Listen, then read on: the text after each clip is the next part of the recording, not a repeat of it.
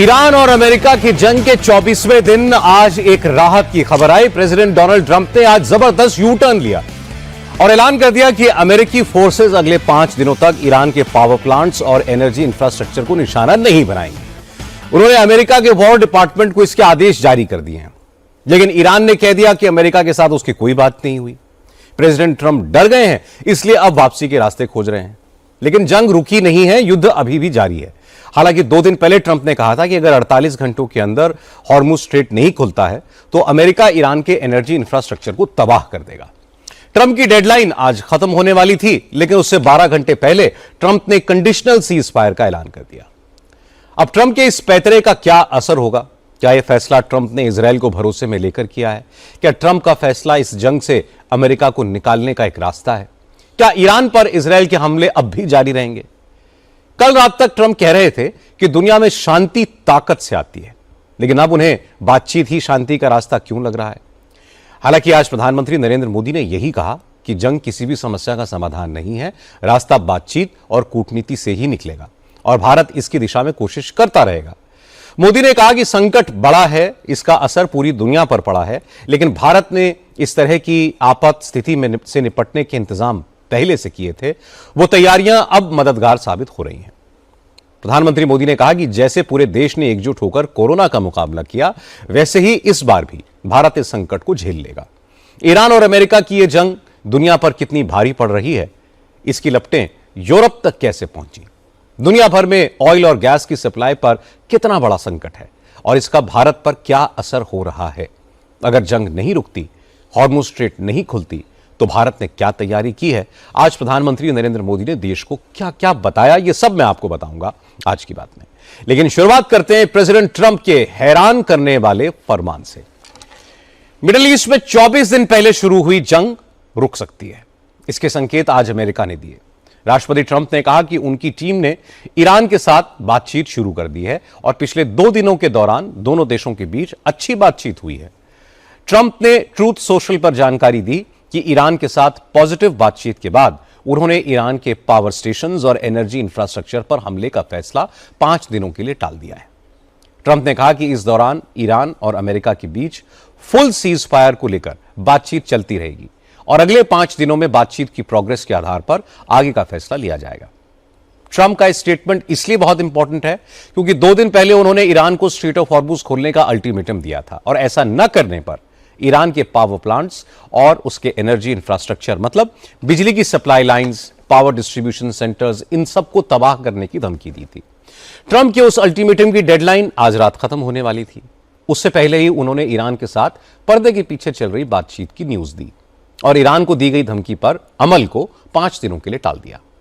Trump ने कहा कि उनके दोस्त स्टीव विटकॉफ और उनके दामाद जेरेड कुशनर ने ईरान के नेताओं से कल शाम बात की थी। वो ये भी कह रहे हैं कि ईरान के साथ ज्यादातर मुद्दों पर सहमति बन गई है। स्ट्रेट ऑफ हॉर्मुज बहुत जल्द खुलेगा और अब इसको अमेरिका और ईरान मिलकर कंट्रोल करेंगे। They called, I didn't call, they called, they want to make a deal. And we are very willing to make a deal. It's got to be a good deal. And it's got to be no more wars, no more nuclear weapons. They're not going to have nuclear weapons anymore. They're agreeing to that. Any of that stuff, there's no deal.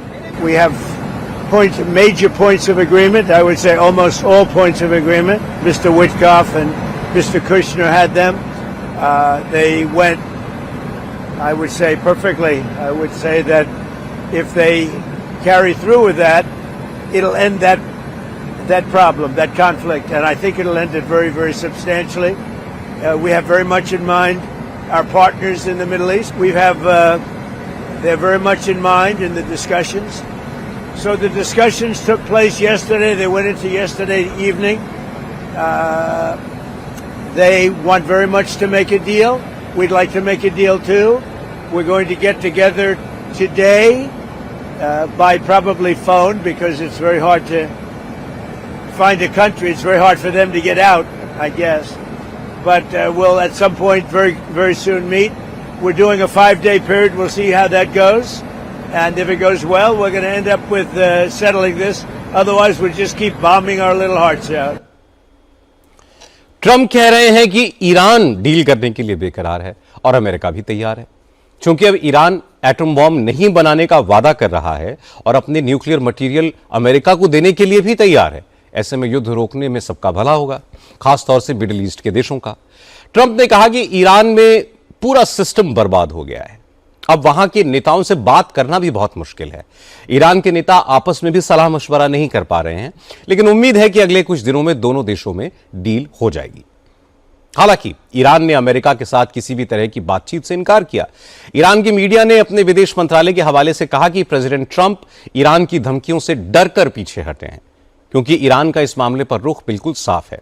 Iran के national security and foreign policy commission के प्रवक्ता इब्राहिम रजाई ने कहा कि जंग जारी है, शैतान को ईरान के हाथों एक और शिकस्त मिली है। ईरानी मीडिया ने वहां की सरकार के हवाले से दावा किया कि ट्रंप ने पावर प्लांट्स पर हमले का फैसला इसलिए टाल दिया क्योंकि कच्चे तेल के दाम आउट ऑफ कंट्रोल होते जा रहे थे और ट्रंप के पास युद्ध के लिए कोई प्लान है ही नहीं, इसलिए ट्रंप ने मिलिट्री प्रिपरेशन का वक्त निकाला है। ईरान की सरकार ने कहा कि ट्रंप ने तेल और गैस की कीमतें कम करने के लिए ईरान से बातचीत करने का यह दावा किया है, इसलिए जाहिर है कि ट्रंप और अमेरिका एक बार फिर से परास्त हुए। हालांकि ईरान ने यह जरूर माना कि मिडिल ईस्ट के कुछ देश तनाव कम करने की कोशिश कर रहे हैं, लेकिन फिलहाल ईरान युद्ध रोकने के मूड में नहीं है। Now, Iran hasn't acknowledged any discussions between the two countries, and in fact, just in the last couple of moments, we've had Iranian state television describing Trump as having backed down to the Iranians. All this comes as Iran earlier today had threatened to target electrical sites, desalination plants, and even the United Arab Emirates 4-reactor nuclear plant at Baraka out in its western desert. All of these sites would have been critical for survival in the Gulf Arab states, just showing the stakes of what was happening and how it could have spiraled into an even further escalation. Now, it remains unclear whether or not they're actively having discussions right now, whether or not this will mean any sort of end to the war. Associated press के reporter job गेम्ब्रल ये बता रहे थे कि Iran ने America के साथ किसी भी बातचीत से इनकार किया है और इससे पहले उसने अरब देशों के पावर प्लांट्स और डीसैलिनाइजेशन प्लांट्स पर हमले की धमकी दी थी। यहां तक कि ईरान ने बाराकाह में यूएई के न्यूक्लियर पावर प्लांट पर भी मिसाइल हमले की चेतावनी दी थी। अगर ऐसा होता तो हालात बेकाबू हो जाते, शायद इसलिए ट्रंप पीछे हटे। लेकिन ईरान और अमेरिका के बीच बातचीत हो रही है या नहीं, यह अभी भी साफ नहीं है। जब प्रेसिडेंट ट्रंप से पूछा गया कि ईरान तो अमेरिका के साथ किसी भी तरह की बातचीत से इनकार कर रहा है, तो ट्रंप ने ईरान का मजाक उड़ाया और कहा कि उनको अपनी पीआर टीम बदलनी चाहिए। शायद ईरान के विदेश मंत्रालय को अभी बातचीत होने का मैसेज मिला नहीं है। Mr. President, Iran's foreign ministry says you're not telling the truth when it comes to productive conversations to end the war. Well, they're going to have to get themselves better public relations people. Perhaps that hasn't been conveyed. The communication, as you know, has been blown to pieces. They're unable to talk to each other. Stop speaking with Mr. President. A top person. Don't forget, we've wiped out the leadership phase 1, phase 2, and largely phase 3. But we're dealing with the man who I believe is the most respected and the leader. It's a little tough. We've wiped out everybody. Is that the Supreme Leader? No, not the Supreme Leader. We don't. Well, nobody heard of the second Supreme Leader, the son. Are these direct? We have not heard from the son. Every once in a while you'll see a statement made, but we haven't. We don't know if he's living. But the people that seem to be running it, and they seem that based on really fact, because things they've said have taken place. I don't want them to be killed. Okay? I don't want them to be killed. Mr. President, you deployed. Nobody wants to be that. Nobody wants that job right now, you know? Nobody's exactly looking forward to being the head of that particular country, but perhaps we'll be able to solve that problem. President Trump कह रहे थे कि Iran पर America और Israel ने इतने बम गिराए हैं कि वहां के नेता आपस में कांटेक्ट तक नहीं कर पा रहे हैं, इसलिए ईरान की तरफ से कंफ्यूजिंग बयान आ रहे हैं। जबकि अमेरिका के वार्ताकार कल शाम से ही ईरान के नेताओं से बात कर रहे हैं और उम्मीद है कि जल्द ही आमने सामने बैठकर भी बात होगी और डील भी हो जाएगी।